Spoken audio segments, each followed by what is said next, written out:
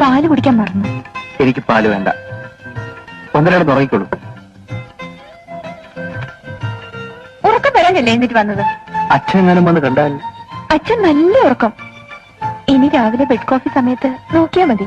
വന്ദന, ഇവിടെ നമ്മെ നിയന്ത്രിക്കാൻ നമ്മൾ മാത്രമേ ഉള്ളൂ. ഇനിയും അത്ര വലിയ നിയന്ത്രണം വേണോ ചേട്ടാ? വേണം. എനിക്ക് ചില പ്രധാനപ്പെട്ട ജോലികൾ ചെയ്തു തീർക്കാനുണ്ട്. ചേട്ടന് എന്നെ കാണുന്നത് ഇഷ്ടമല്ലെന്ന് എനിക്കറിയാം.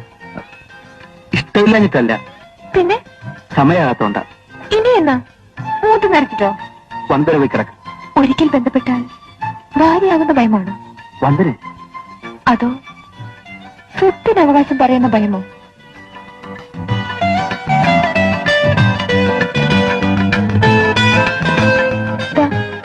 ഈ പാലുകൾ കൂടി വേണ്ടെന്ന് പറഞ്ഞില്ല വന്ദന.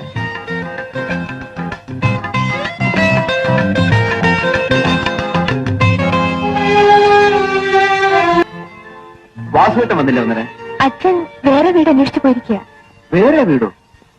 ഇത് നിങ്ങളുടെ വീടല്ലേ? യാതൊരു ബന്ധവുമില്ലാതെ അന്യരായി ഞങ്ങളിവിടെ കഴിഞ്ഞാൽ.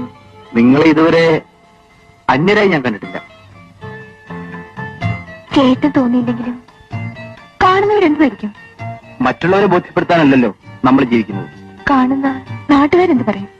ഞാൻ നടുക്കടലിൽ മുങ്ങിത്താണോണ്ടിരുന്നപ്പോൾ ഈ നാട്ടുകാരെയും കണ്ടില്ല. എനിക്കൊരു പുതിയ ജീവിതം തന്നത് വാസുവേട്ടനാണ്. അച്ഛനോടല്ലേ കടപ്പാട്? എനിക്കിവിടെ എന്ത് കാര്യം? വന്ദന എന്താ ഇങ്ങനെയൊക്കെ പറയുന്നത്?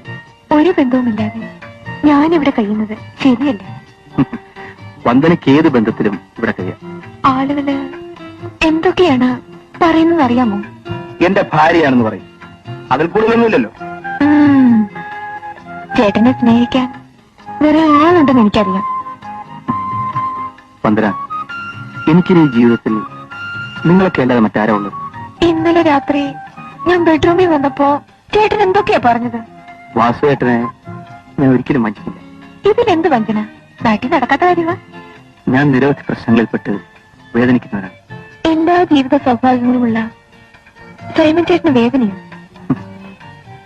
എന്റെ പ്രയാസങ്ങൾ വന്ദനയ്ക്കറിയില്ല.